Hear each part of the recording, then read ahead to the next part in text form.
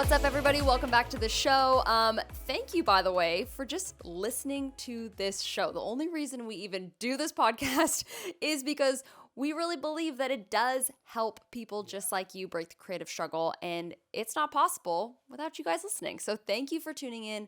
Maybe every single week. If you do, you are a straight up superstar. If you listen to us every single week. But even if you jump in every once in a while, we're so glad you're here. So thank you for being a part of this show. Yeah. We love doing what we do. Yeah, it's so totally. Fun. We do so much stuff on Zoom that I wish we could do our podcast on Zoom where we're like with people the whole time so we could see people like where that you're would from, be my dream. what you look like. So every Wednesday we're all going to do a group Zoom. I wish. I would love that. But welcome to the show, guys. Like Christy had said, that was a very grateful intro, by the way, which is great because we are very grateful. Trying. And we hope you're grateful because, again, the only reason why we do the show is for you guys. So, but today's episode is going to be really fun. We're talking about a story that I have. I've got so many stories like this, but we're going to share one story today on just pricing in the brand world because the pricing in the brand world is not easy, right? No, absolutely not. You guys, I know that this is a huge struggle for so many people, especially in the brand space, as Joey just said. I think wedding space pricing can always be confusing. There's always blocks there, whether it's yourself mentally or in the industry. You're like, I just have no idea what to charge. But oftentimes in a lot of different service industries, you can kind of look around you and go, what's like the average? What's happening? Like what's going on? And what's maybe like the cap of what maybe is like normal to charge? And there's almost like a sense of like clients even know maybe what is like in the budget. When it comes to the commercial brand space, it's like the Wild West out there. And as someone who's been in both spaces, I know that the challenges you can meet when it comes to pricing with the brand space, you can almost feel like there's no cap. Like you can either have a photo that can sell for $5 or $20,000. And it just is like the literal Wild West out there. How is that even possible? Yeah. Every business is so different. The way it's going to affect businesses is very different. And so you might be sitting there going, I really want to start shooting brand stuff. I really want to start creating in the commercial space, whatever I do, whatever your service is, wanting to dive into that really fun space and really creative space.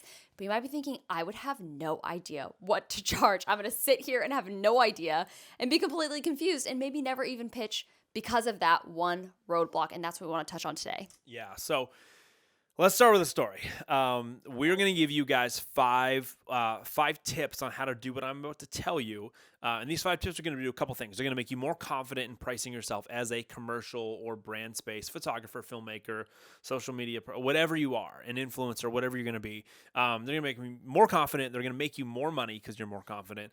You're actually going to build better relationships with companies because of what we're going to tell you. And it's just going to give you so much more depth to you as a creative. You're going to be seen as more valuable. So let's get into the story. So I've got a lot of stories like this, but I decided to pick this one for today's episode. Have not shared this one before on the podcast, but it's a fun one. Basically, one of the key things I built my career off of was shooting headlining videos for companies. Now, if you don't know what a headlining video is simply go to somebody's website, go to a company's website. If they do not have a video in the first 2 scrolls of their website, they're probably losing business because there's a lack of trust there. If you're looking at 2 competitors that do the exact same thing, one has a video explaining who they are, why they do what they do, why they're, a great option, why they're going to help, get whatever you're trying to do over the finish line, why you can trust them.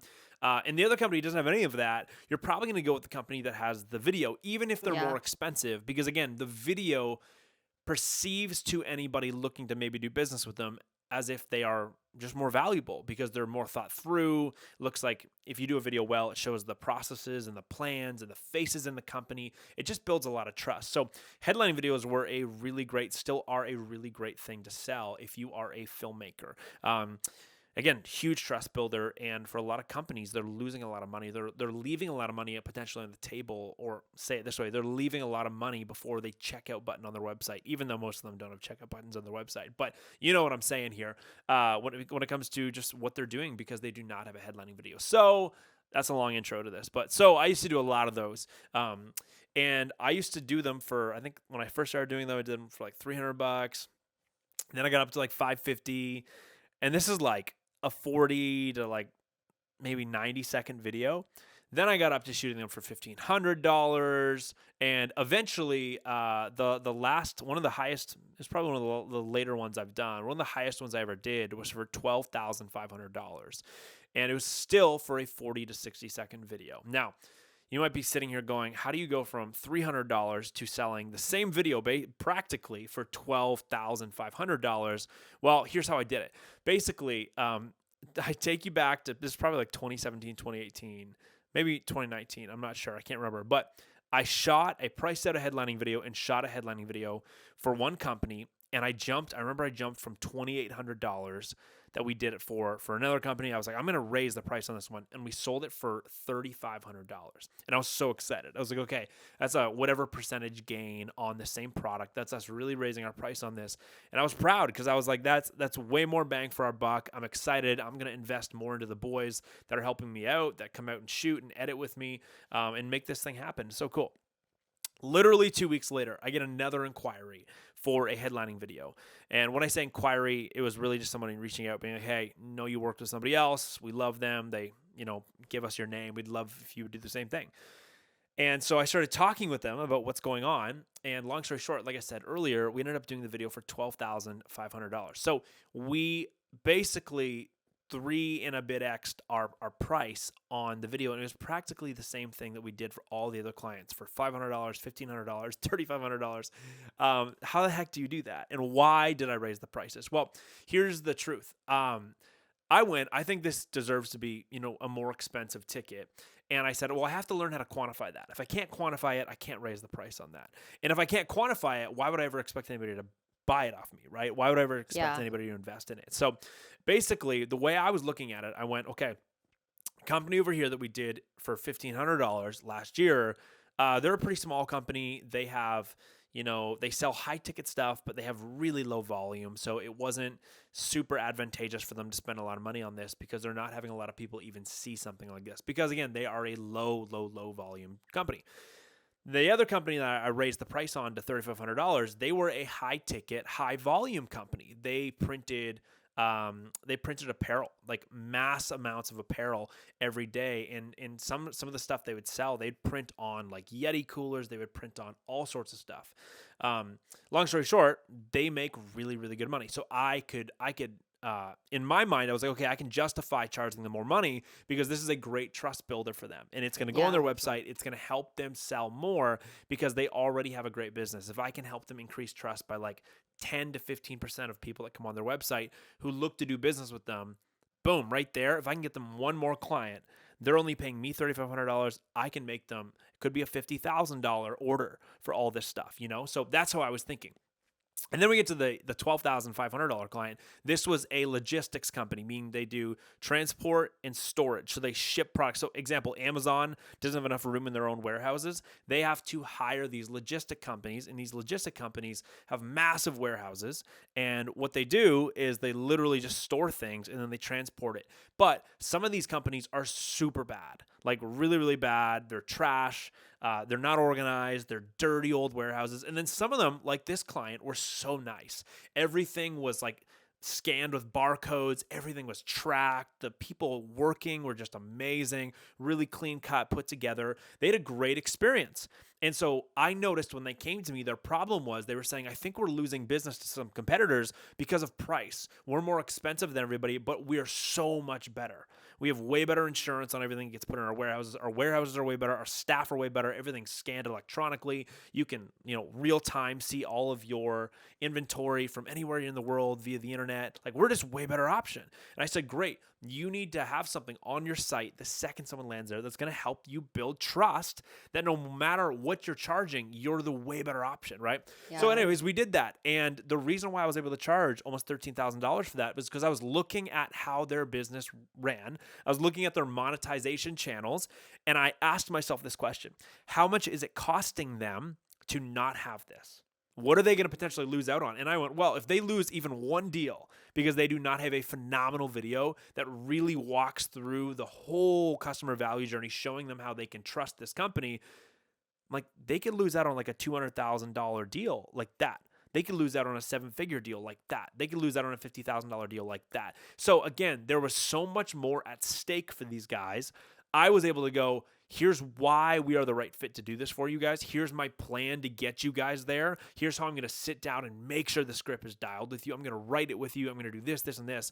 And I was able to charge 3.5 times what I charged like 3 weeks before for another company that still did really well. And that was crazy. That blew my mind. That proves, I hope you're listening to the podcast and you're going, wow, that proves that there's not only money in weddings. Everyone says, oh, the money's in weddings. That's why I shoot weddings. And I always sit there and go, no, it probably took me the same amount of time to shoot that deal. And it was a $12,500 deal rather than me going and having to sit and wreck my body shooting a wedding all day because it's so taxing on your body. It really We talked is. about that the other day. But that was a little bit of a long story. I'm going to break down how you can also do the same thing. Guys, we have 5 tips for you on how you can learn to justify your pricing. Now, here's the thing. I put it on a video on Instagram the other day. I'm sure it's going to go on Creative Rise socials at some point here, so you're going to see it. If you follow me personally, you already saw it. If you're on TikTok and you follow us, you already saw it. But it was basically a video saying you have to learn how to justify your pricing by 3 to 4x if you're in the commercial space at minimum.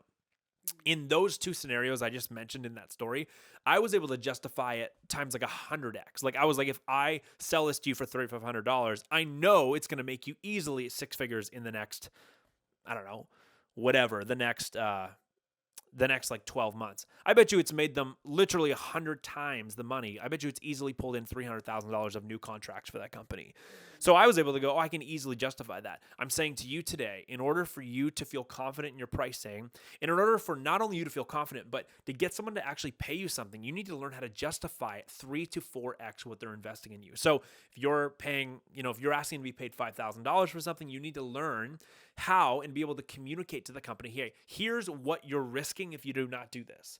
If you do not work with me and we do not take this to fruition and make it come, full house for you, you're potentially leaving $50,000 to $20,000 on the table in the next 12 to 24 months. Here's how I can show you how that's possible, right?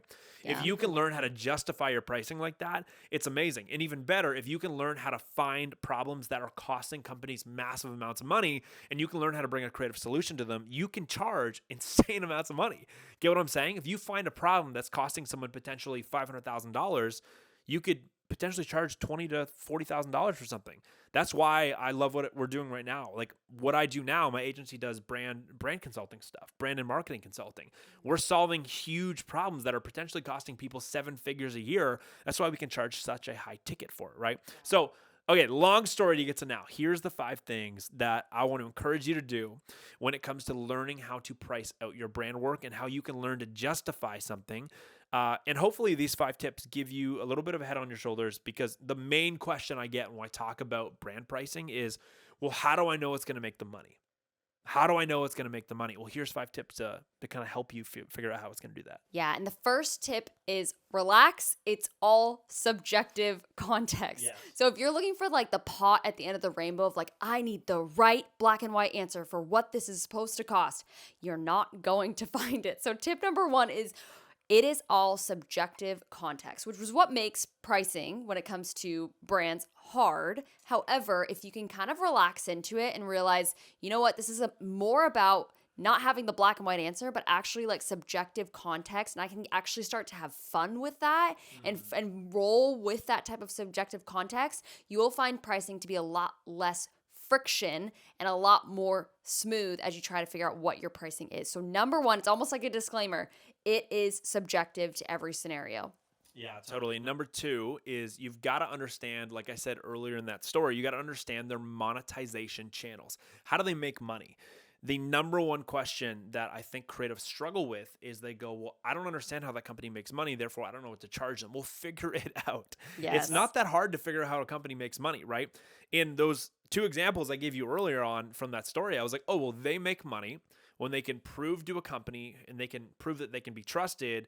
The company goes, great, we don't have enough room in our warehouses. We're going to put some of our inventory in your warehouse. That's how they make money, right? Very simple. If you're wanting to work with let's call it an airline, how do they make money? Well, they sell seats daily on their flights, right? If you want to work for a coffee company, how do they make money? Well, they sell bags of coffee or they sell cups of coffee in a coffee shop, right? So here's what you want to think about though, because a decision for them to hire you, if a company is going to hire you, their decision is solely based off of, will this give a return on investment? There's very few times a company is going to hire you where it's not based on that contingency. So if you do not understand how you make a company money, good luck trying to have them understand how you are also going to make them money, right? Because again, their understanding of how you're going to make them money as a creative is the only reason why they're going to hire you. So there's a couple different ways to look at how a company monetizes, and here they are. I'm going to go through these quite quick. Number one, are they high volume, low ticket? Think about a well-known coffee shop. That's an example. Yeah. They're high volume. They sell a lot of stuff, pastries, coffees, all that stuff, water. They don't sell water. Some do. Maybe some Box sells water. like box water. They are doing high volume in a day, respectively, contextually high volume for the industry. But again, they're low ticket. They're selling something that is not crazy, crazy expensive, even though I think most coffee shops, coffee is overpriced. I only make coffee at home. That's a totally different point. But so that is the first thing. Are they high volume, low ticket? Number two, are they low volume, high ticket? Okay. So do they not have a ton of transactions each year, but their ticket price on those transactions is high? Okay, so think of like a house flipper. Let's say you met a house flipper and they're like, hey, I flip houses for a living. I flip 2 houses a year. I think if you came and actually filmed some of my flipping processes and like the process of flipping this new home, I think if we put it out on social media, maybe we can get some more eyes on it and maybe it would be easier to sell, right? Yeah. Again, they're only flipping 2 of those a year, but they're incredibly high ticket purchases, right? Or think about it like an online fitness coach. Maybe they're selling a fitness program for like $6,000. It's like a 4-month commitment, fitness program where you're losing weight or gaining a ton of muscle, and it's like $6,000, right? And maybe they only take 2 of those each and every single month. Okay, that's again low volume, high ticket. Okay, now the third option is high volume, high ticket. That's amazing. That's a sweet spot. Okay. A high volume, high ticket example would be like a transport company. I've worked with transport companies that literally they're just truckers.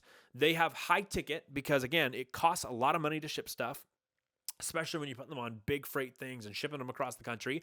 And they have high volume. They have a ton of trucks going at once. These companies make so much money, right? So much money. Or like an oil company. If you can get in with like an oil company doing like a video for an oil company. Again, they're selling barrels of oil, which is expensive, and they're doing massive amounts of volume, right? So again, that's an example of high ticket, high volume. That's the sweet spot. Now, where you do not want to be working with low ticket, low volume companies. So think about like a handmade bracelet company. This is one of the biggest mistakes people do. Like, I want to be a travel filmmaker. It's great. Who have you pitched? Well, I pitched all these companies that make like jewelry and stuff. It's like, dude, like there's a reason you're not getting work, bro. Like they can't afford to pay you $5,000 to go to Bali for 3 weeks and shoot a bunch of videos of your wrist going like this in front of a waterfall. Like, you know what I mean? Like, honestly, it's so painful you because don't it's so want true. to work with low volume, Yes. low ticket companies. In a handmade jewelry company, handmade bracelet company, it's a great example of that. Stay away from that. You want to look for high ticket, high volume, or even if it's high ticket, low volume, or if it's low volume, high ticket, you always want to look to work with a company that has the word high in their business model, whether it's high volume or whether it's low ticket. So you will always make more money on those first 3, which is the 3 I just mentioned. Okay, so the word high must be in that scenario in order for it to kind of be feasible for you want to work with them. So it's kind of a side point, but that's a really, really important point. Now, here's the reason why. You want to work with people who have the word high either in their ticket price or in their volume, because it means that there's more at risk if they do not work with you. So just like my story earlier in the podcast, this company, this logistics company, if they lost out on another contract because they failed to build the amount of trust they wanted to build, there's easily potential for them to risk a lot of money, risk a 6-figure contract, risk a 7-figure contract, right? Like they're talking about big amounts of money they're risking here. So it's really, really important that you understand how they monetize, because when you understand how a company monetizes, you can see the holes in their monetization channels and you can see where they're risking losing money. Yeah, that's so good. And then tip number 3 is think about the problem they are trying to solve with working with you. Yeah, this one's so good. So there's a couple different questions I like to ask myself when I'm looking at a new company and prospectively going, okay, what do I think I should be charging for this? And just like Christy said, all you want to do is think about the problem that they're trying to avoid, right? And here's some questions I ask. So what friction is my work going to reduce? So again, in that logistical example, There's so much friction in how we're trust building. We're not trust building fast enough. So I'm going, great. Let me give you this video. It's going to reduce a lot of that friction. Your sales team is having friction in their process of trying to learn how to build more trust. They're having a hard time with it. Let me give you a tool that's going to go, hey, just click this video and watch, and you can see how you can trust us. I'm reducing the friction, right? So what friction are you trying to reduce with your work? Number two, what momentum will my work add? Will what I'm doing for this company add a ton of momentum to what they're doing? If so, they're probably going to be excited about it. Number three, how will I make their work more simple? This is a huge one, right? Such a big one. So many people, so many companies waste money because they have to pay somebody to do a job that a video could do. It's a great quote. Yeah. So many companies waste money because they have to pay somebody to do a job that a video could do. Therefore, I swoop in and say, hey, what's up? My name's Joey. I make videos that can replace you paying that person a ton of money, and it's actually going to do a better job. Do you want to hire me to do it? And they're like, oh my gosh, yes, because I'm making their job, I'm making their operations, I'm making their system more simple. So it just makes them more effective, right? Yeah. When they're Or more another effective. Yeah, I was gonna say another aspect of that is when someone has to, let's say you have your own social media management agency and you want to go and run companies' social media out of a contractor. That's a huge advantage for so many brands rather than paying somebody a full-time salary with full-time benefits, having to pay them for sick leave, all of that kind of stuff. And chances are it's going to be a way better like shakedown price-wise to hire somebody outside as a contractor rather than hiring someone full-time who maybe isn't even an expert that they're going to have to train, right? Yeah. So even thinking even in that way of how will I make everything work better with them on their side of the company in a more cost-effective way can work as well for you. Totally. That's a great point. I love that point. And last but not least, ask this question to yourself. How am I increasing their brand value? Brand value is something that so many people will pay for. So many people will pay for. Brand value is simply, if they pay me to do this, will their brand look more attractive to whoever they're trying to sell to? If the answer is yes, you're in great shape. So those are a couple quick questions. Read them one more time real quick. What friction is my work going to reduce? What momentum will my work add? How will I make their work more simple? How will I increase their brand value? Ask yourself those questions when you're thinking about, what you should be pricing. And if you've got positive answers to all those questions, there's going to be a good chance you can charge a lot for it. For sure. And then tip number 4 is what will it cost them if they don't work with you? Now, this is a huge thing about this, like opportunity cost that hits them if they don't choose to hire you and have your services performed. Let's say it's something like if you are a photographer or videographer and you want to be creating consistent content for their social media. And maybe right now, this is very relatable for I feel like so many people, if they're just posting photos, right? The brand is currently only posting photos and maybe they're getting like 100 likes or like 100 people engaging on their still photo. And there's no reels, there's no short form video, nothing like that that's been engaging people. And so let's say they get like maybe a 10% like sale rate on each one of their posts. So if it's like, okay, great, that's 100 people, cool, 10 people bought, awesome. Now, what would it cost them though if they continue to only do that, right? They stay at that low level. Whereas if maybe you could introduce reels to them and get 10,000 views, that's a whole heck of a lot higher. You got now 1,000 people buying rather than just the original 10. Yeah. So how much is what you're doing? If you are what you're doing is an actual solution, try to figure out what is that monetary number you could estimate to be. Now, it might be rough, but find out what that monetary number is and try to show them the opportunity of what they are missing out on if they forego your services. So that is tip number 4. And then the positive spin is number 5. Try and estimate roughly what their return on investment will be in the next 12 to 24 months. So again, 12 to 24 months for a business owner. You might be thinking, oh my gosh, that's so long, that's so far away. But for a business owner, they're always thinking about the next coming year. What are they doing now that's going to increase sales, increase revenue for the next year? And so try to figure out what that number is and show them the opportunity of what their company could grow. And especially if it's something online, you guys, there's so much opportunity for businesses and brands to grow online. You do not want to let that digital space go untouched for people. And so if your service surrounds any of that, like I can tell you number 5 is going to be so easy for you to figure out what that is. And again, it's rough, right? It's subjective. It's all rough. of that. So it's not like, oh, exactly what is the exact number? Well, none of us can even do the exact numbers, even if you're in that business, right? And going back to the example I said earlier, right? It's like if I can make this company a video that's going to build a lot of trust with their clients, even if they get one contract for Yeah. 50 grand in the next 6 months, which there's no way they're not going to do. This video is definitely going to help. It's in the bottom of everyone's email signatures. They're sending it out to their entire contact list the second Yeah. it was done. They're putting it on their website. They're blasting it all over social media. Like, their partner companies are sending it out. There's no way this video is not going to make them 50 grand in the next couple weeks. Why can I not charge over 10 grand for this? Like, why Yeah. couldn't I not charge $12,500 for this? Like, it's just easy. When you learn how to roughly quantify something like that, Yeah. it's so much easier to yourself feel good about charging more money. But it's also easy to say, hey, look, I'm so excited for you guys to get this on your website. I'm sure you already think this is going to make you guys a lot of money. And they're like, oh my gosh, yeah, this is going to be so good. Our sales team is going to love this. And you're like, great, Yeah. $12,500. They're like, great, let's do it. So again, rough numbers. You do not have to get a pinpoint.